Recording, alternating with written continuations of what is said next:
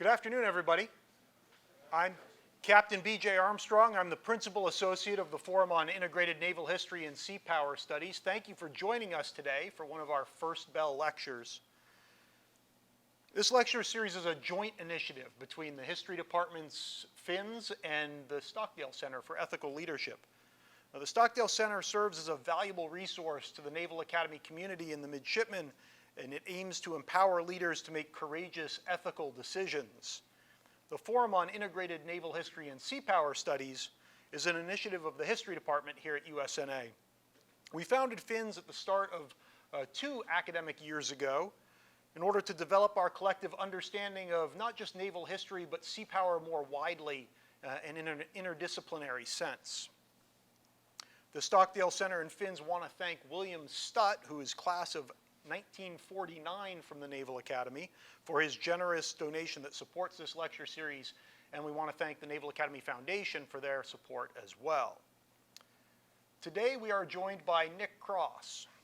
Dr. Cross is an assistant professor of ancient Mediterranean history here in the History Department at the Naval Academy. His research focuses on interstate relations in ancient Greece, and in particular, how and why city-states made alliances. He has a book entitled The Roots of Cooperation, Constructing Interstate Alliances in Ancient Greece, which is currently under peer review with a publisher, and a new book project entitled Thrasybulus and His Allies, From the Athenian Empire to the Second Athenian Confederacy. Dr. Cross holds a PhD in history from the City University of New York and has studied with the American Academy in Rome and the American School of Classical Studies in Athens. Today's talk, we're going to hear about a Greek admiral and politician and his leadership during an era of competition when domestic politics threatened to impact the strength of Greek city-states, which may sound kind of familiar to us today. So, Dr. Cross.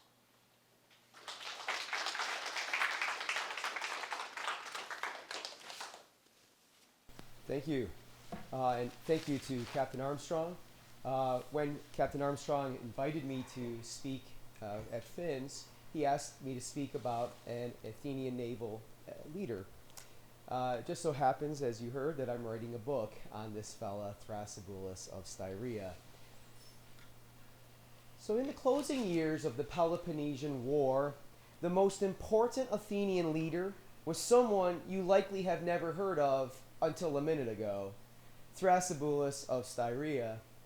He played a critical role in reviving Athenian geopolitical power after the Sicilian disaster in 413 BCE, in restoring domestic harmony after the civil war in Athens in 403, and in rebuilding Athenian naval dominance in the Aegean in the beginning of the 4th century. When he died in 389, his countrymen regarded him so highly that they placed his tomb in the most prominent position in the Athenian cemetery. The later geographer Pausanias, who saw the tomb, even declared, with some exaggeration, that Thrasybulus was, in all respects, the greatest of all famous Athenians, whether they lived before him or after him. Now, even though today he is overshadowed by near contemporaries such as Themistocles, Pericles, or Demosthenes, do any of these names sound familiar to you? Thrasybulus was the most eminent Athenian leader of his generation. And there's one particular episode from early in his career that encapsulates his approach to leadership in the Athenian fleet.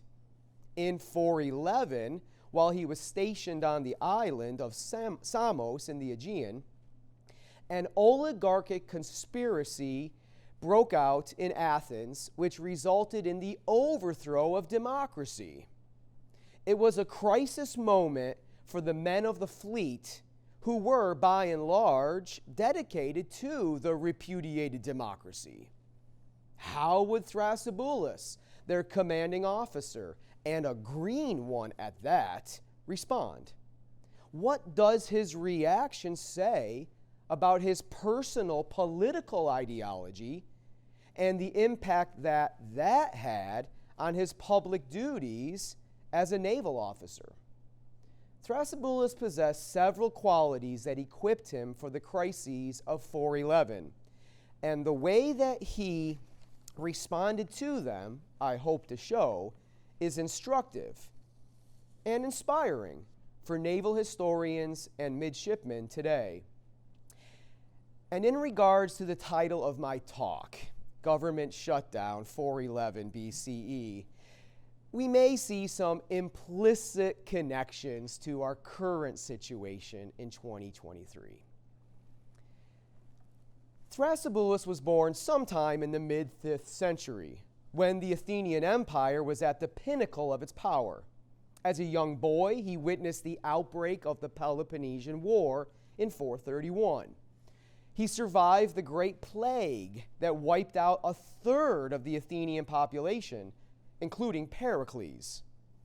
He observed Pericles' imprudent successors expand the war, going on the offensive in places as far away as Sicily, which resulted in an existential crisis for the Athenians.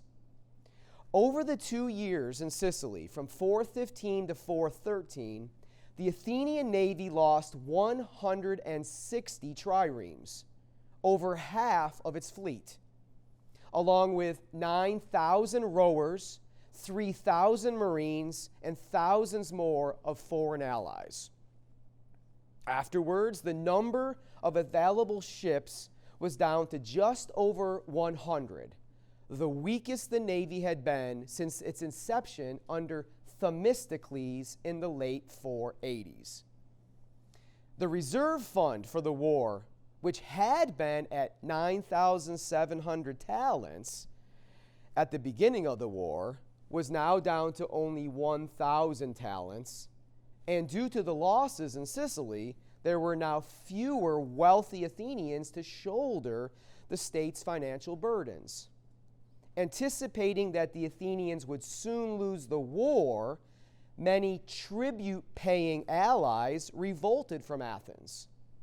Meanwhile, over the winter of 413 to 412, the Spartans, not at all a naval power, instructed their allies to construct 100 new ships that would support those revolts in the Aegean and confront the now substandard Athenian navy. Things were dark, and yet the crises would intensify in the next year when Thrasybulus enters the historical record for the first time as a captain, a triarch in the Athenian navy. A captain responsible for the maintenance and command of a single trireme and its crew was a citizen of means. We know nothing about Thrasybulus' ancestors, suggesting to historian Barry Strauss that his family likely earned their wealth from the new mercantile or manufacturing opportunities in Athens.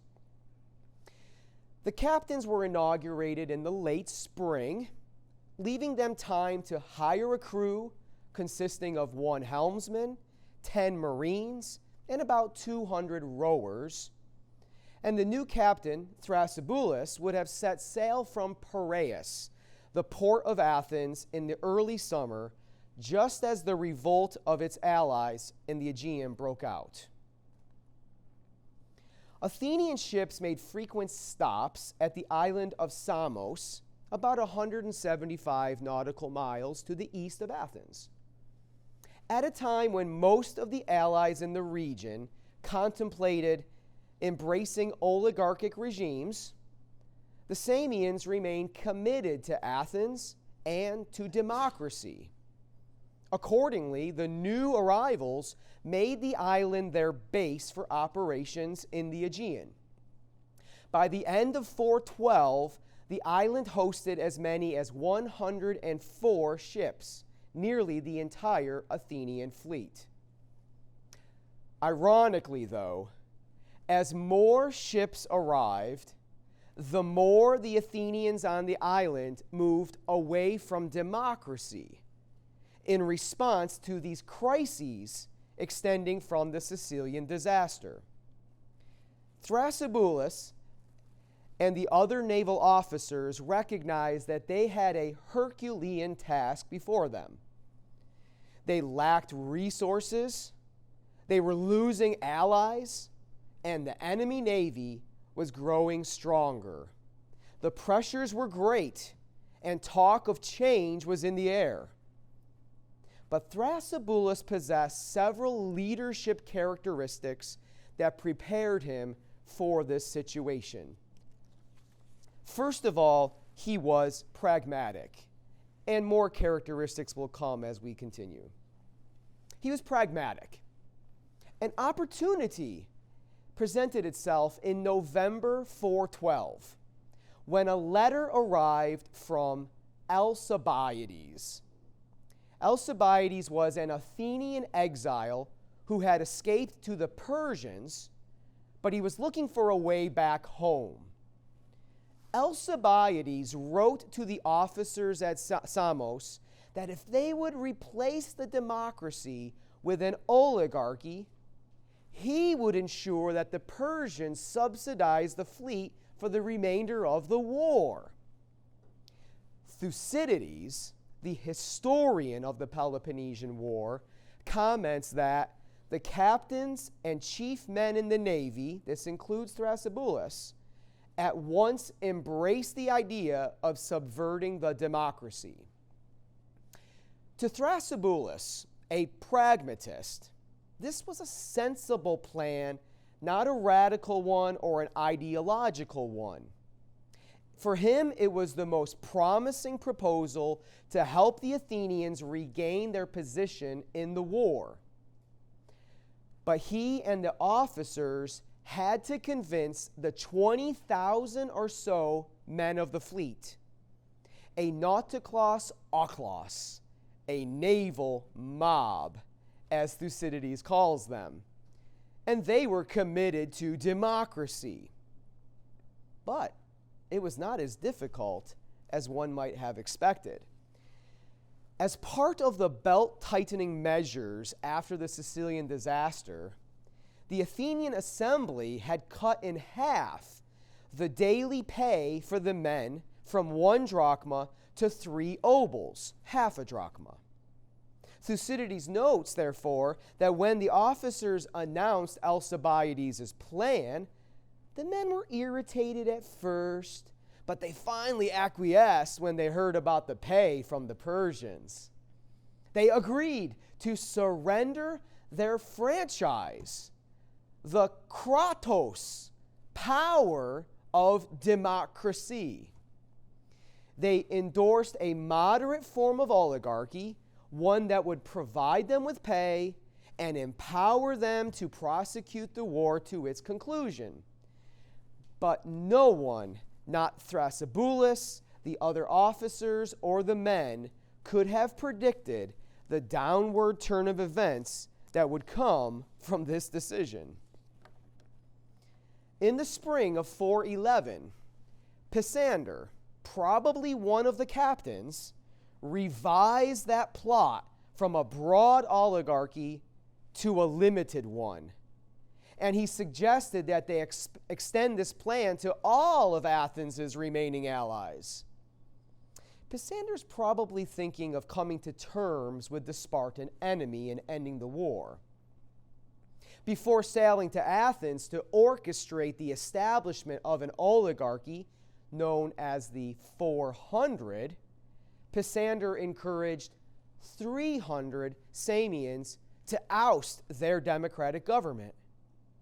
In addition to the logistical crises mentioned earlier, the fleet was now divided on opinions concerning the oligarchic scheme, with moderates such as Thrasybulus on one side and others supporting Pisander on the other. Historian Donald Kagan suspected that Pisander's radicalization of the oligarchic plan led Thrasybulus to embrace democracy. I think Kagan is mistaken on 2 points. First, No one on Samos, including Thrasybulus, knew about the existence of the 400 yet. And second, though Thrasybulus rejected a narrow oligarchy, as I understand him, he never personally accepted democracy.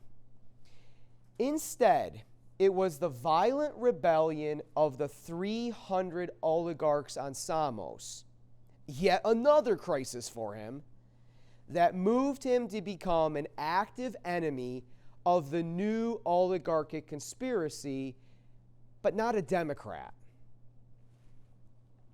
Anticipating the rebellion of the 300, the Samian Democrats appealed to Thrasybulus, whom Thucydides now mentions for the first time by name.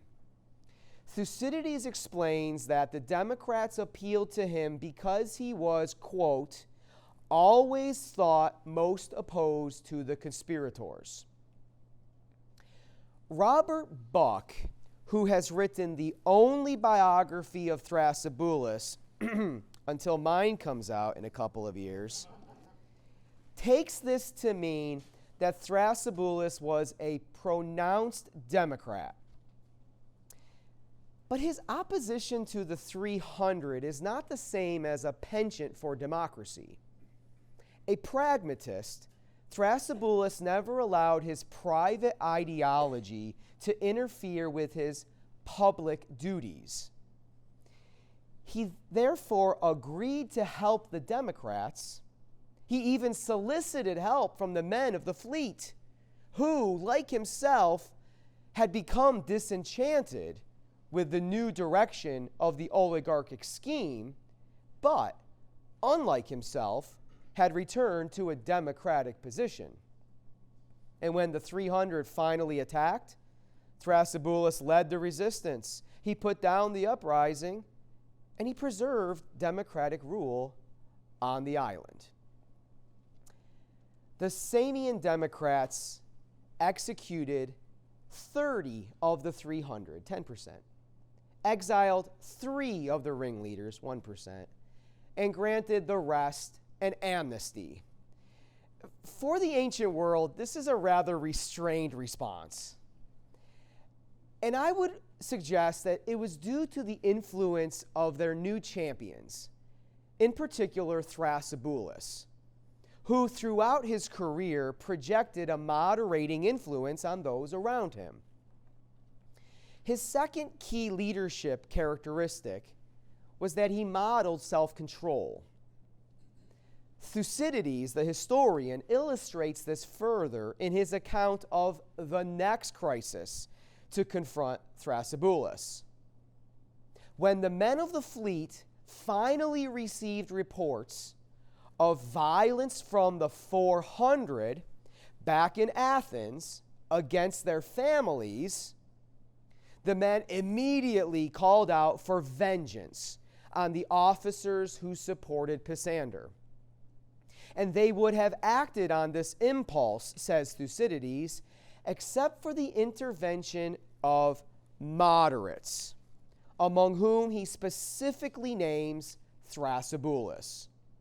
Thucydides says that Thrasybulus somehow cooled the tempers of the crowd and reminded them of the enemy closer at hand, that is, the Peloponnesian Navy. But I suspect that since he conducted his own life in a disciplined manner, just his presence before them elicited a similarly restrained response. Now, even though he was pragmatic and he possessed self-discipline, Thrasybulus understood when a moment demanded decisive action. He recognized that he needed to reinforce the men's commitment to the war and to each other. He did this with an audacious gesture. He called on the entire fleet to swear an oath. It has 4 parts: to accept a democratic government, to be united, to prosecute actively the war with the Peloponnesians, and to be enemies of the 400 and to hold no communication with them. A few months earlier, the men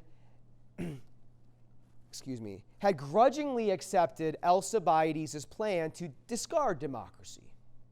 Now, with that plan having failed, they must have been relieved to see everyone promise to reinstate their inclusion in the government. As for Thrasybulus, a moderate, he was opposed to an exclusive oligarchy and could not at the moment see a path forward for a broad oligarchy. He was a pragmatic leader. He recognized that democracy facilitated the reunion of the fleet, as well as the fleet with its democratic Samian hosts, who were in the audience and swore the oath as well.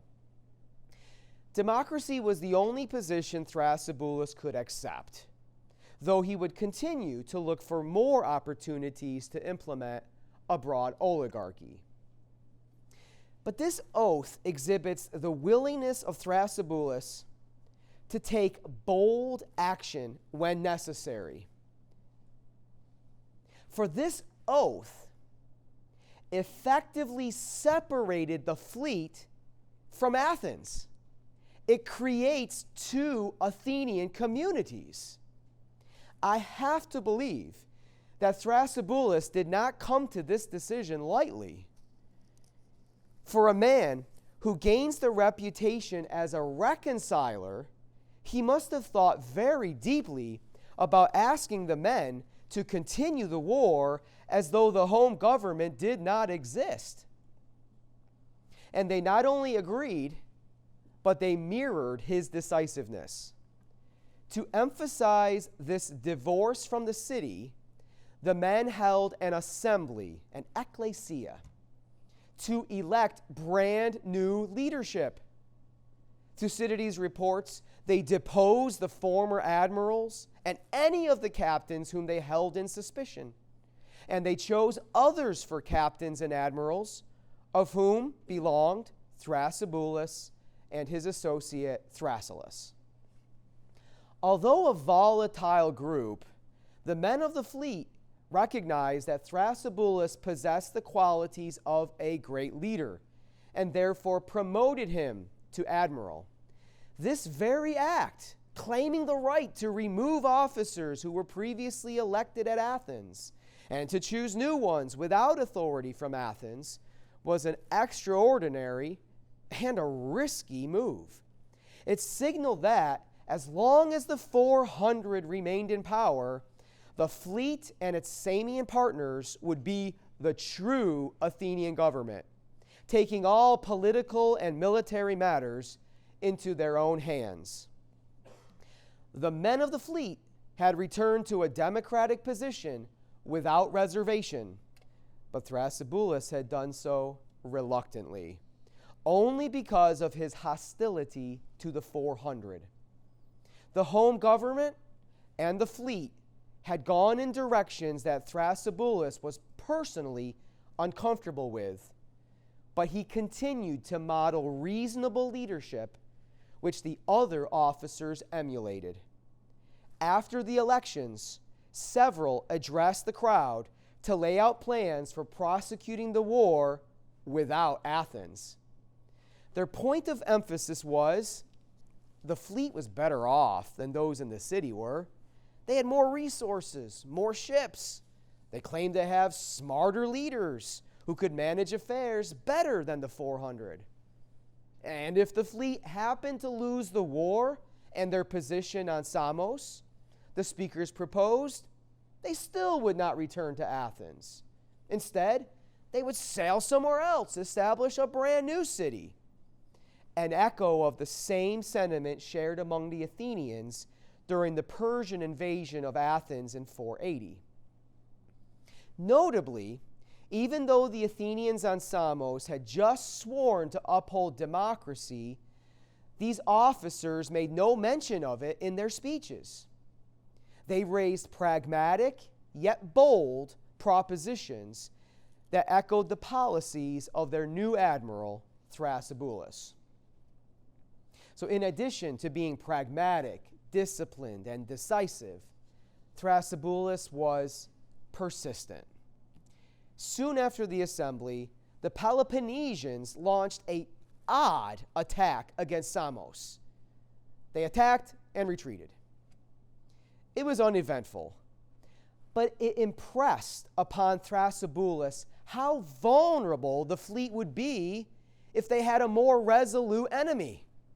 Thucydides comments that in response to these developments, the officers, especially Thrasybulus, began to push harder for Alcibiades' recall. Alcibiades was that exile who encouraged them to get rid of democracy. Thrasybulus had probably been in communication with Alcibiades all along. He continued to hold out hope for an alliance with and subsidies from the Persians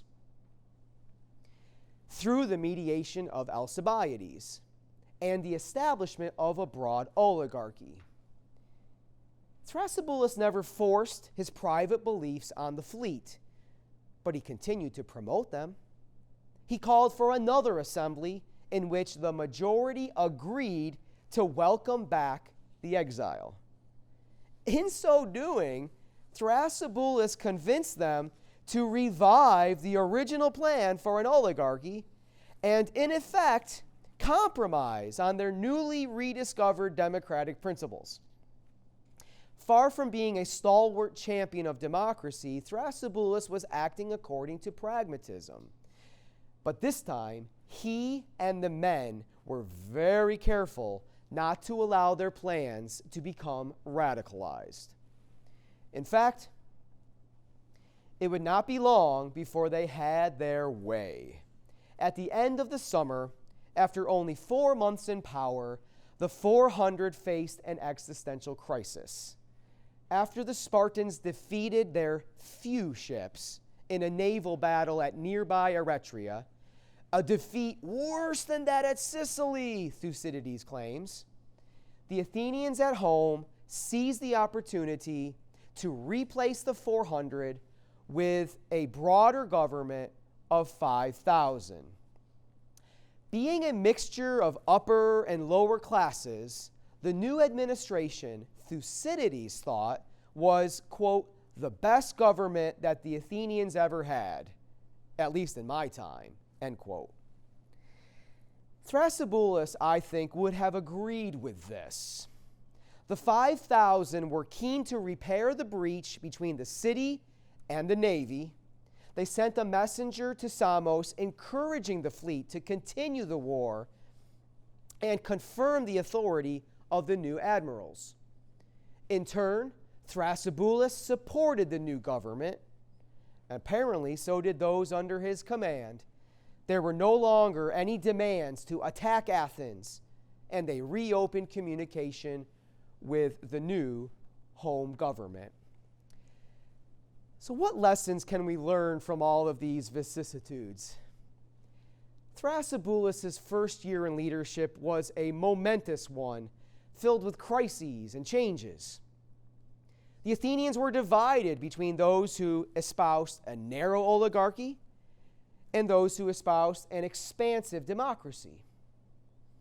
Thrasybulus, however, stood in the middle. He was an outspoken opponent of the 400 in Athens, and although he led and defended Democrats, he himself did not hold that same political persuasion. He was a pragmatist. He preferred a moderate oligarchic system and a moderate approach to statecraft. And yet, this practical and disciplined leader was persistent and prepared to take bold action when necessary. These qualities equipped him to face the challenges in 411. His leadership facilitated the reconciliation of the fleet, as well as the fleet with the city. And for 10 months, the 5,000 and the fleet worked together and turned the war in their favor, defeating the Peloponnesians in several significant battles, repairing broken alliances, and refilling the treasury. That is, until the Athenians restored democracy to the city in the summer of 410. But man, that is a whole nother story. Yeah.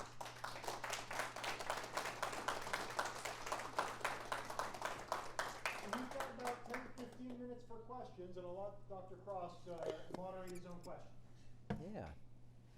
Yes. You talked a lot about the Navy here, and I'm quite ignorant of the ancient Greek scene anyway, but was there an army component to politics, and does that figure in? Because I think of Pericles as being a strategos, Yeah. and I hear about a lot of admirals, so I just wondered if there's an army dimension, or maybe not. Yeah.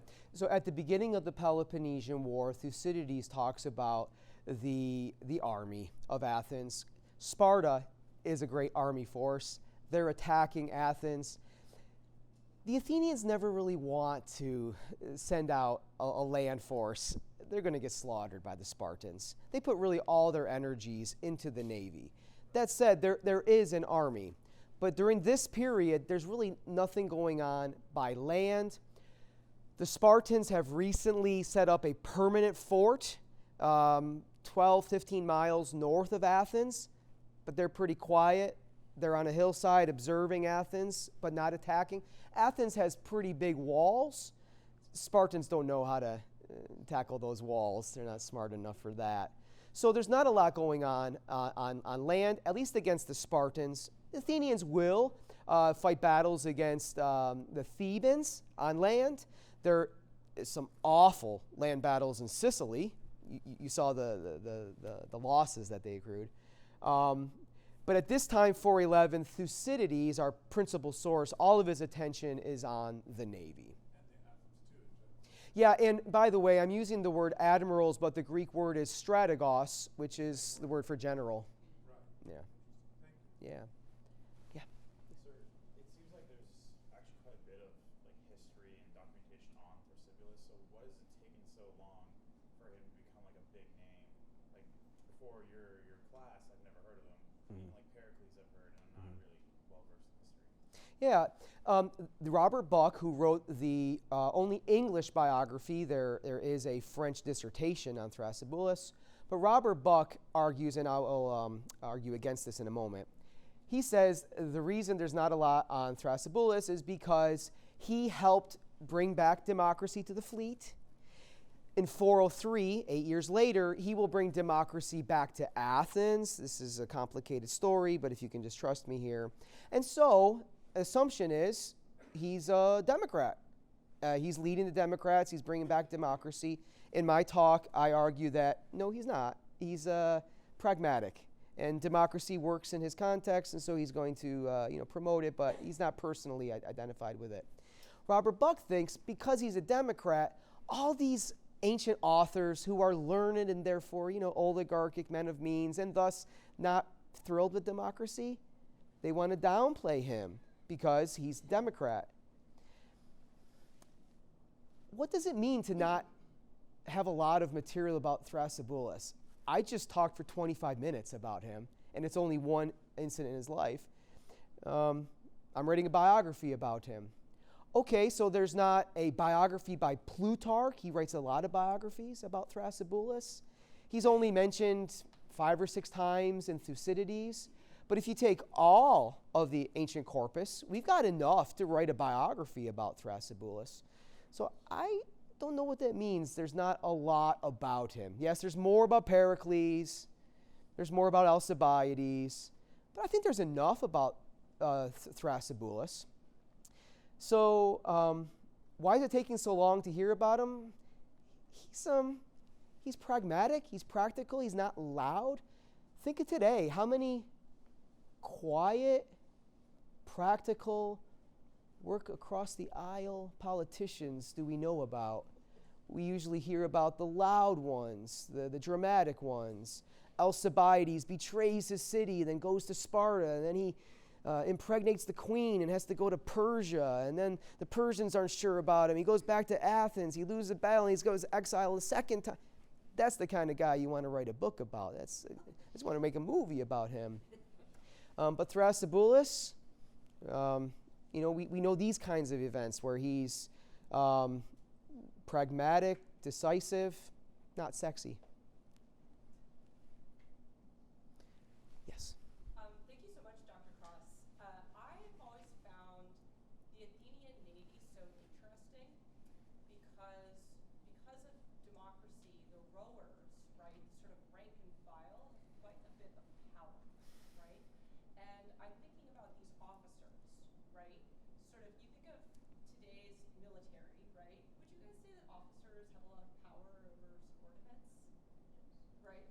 So I don't know if like the Mids of Bancroft would, could like, sort of push against, the higher ups in the same way that the higher ups have to be careful of the Athenian Navy. So I was wondering if you could talk a little bit about the nature of officer power at this point, right? Like how much power and authority do they actually have versus like negotiation with the troops? Yeah, and so Athens being a democracy, those who are in political positions of political power or military power, they don't have that for long. It's annual, right? So when Thrasybulus becomes a captain, he's appointed to it. It's a little uncertain how, whether it was the generals or who was doing this, but he's appointed to this for a year. And then at the end of 411, I guess if he hadn't been promoted to admiral, he would have just gone back to private life or something else. So you have captains who are men of means, but they're citizens just like the rowers in the fleet. And then again, they're going to be gone in a year. The generals at the end of the year will have to go back and face an audit. So they're going to have to be careful also with their leadership. So yeah, it's not many years. It's short term. And the people have a lot of, I think, more power over them. So is it more of a negotiation with their subordinates or like command? Yeah, so when the officers decide we're going to get rid of democracy, they can't do that on their own. It's 104 against 20,000. So they have to call for an assembly and convince them to vote democracy out. They're going to democratically get rid of democracy. Yeah. Yeah.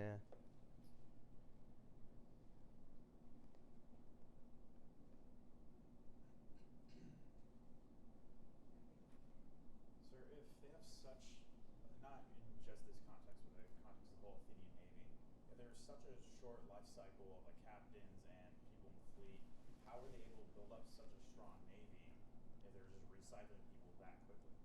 And by the way, you could be a captain again. Thrasybulus will be a captain again in 406, 5 years later. Similarly, an admiral or strategos can be elected again and again. Pericles was elected 10 times. So these same captains can be showing up again and again. Remind me of the rest of your question. Oh, I guess you kind of answered it. Yeah. I was saying, how do they build such a great Athenian Navy if they're recycling so often? But you pretty much answered it. They weren't really recycling that often. It's just to get back to the position. Yeah, and then the rowers in the fleet have a lot of power. There's an oligarchic book. I love the title of it. It's called The Old Oligarch. He wrote around the mid-5th century, before these events, and he complained because the rowers have such a voice in military affairs.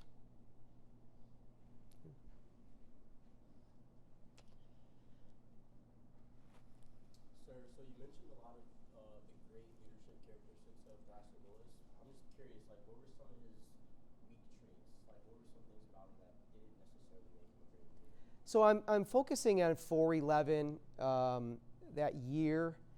He's new. He's interested in making a name for himself, impressing. He does a good job of that. In 403, he's a bit older. He's made a name for himself. He's led the restoration of democracy in Athens. And he brings an amnesty to Athens. They had a civil war, Democrats versus exclusive oligarchs called the 30. And when it's over, Thrasybulus brings in an amnesty. You may have heard me talk about an amnesty on Samos earlier. And so an amnesty is we're going to forget what's just happened. And so they go up to the top of the Acropolis and they swear oaths that we, the community, both sides, Democrats, oligarchs, we're going to forget what's just gone on and look to the future. And they come down from the Acropolis. It's only been a few minutes since they sworn this oath. And Thrasybulus says, could I have everyone's attention since we're all here together? You oligarchs. And he just starts ripping into them and remembering all the events that he and everyone just swore to forget. I think that kind of shows his human side. His name, for what it's worth, means rash in council. So here he is with these leadership characteristics. He can show them. He gets the job done, but he's human. And in 403, he's not quite so in self-control, and that's a big fault of his. His death comes about because he was out of money, raiding in this place called Caria, modern-day Turkey. People didn't like that. They killed him. All right, well, join me in thanking Dr. Cross for a great talk.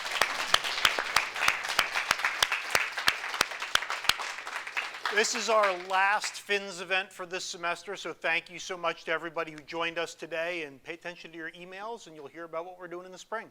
Thanks for coming.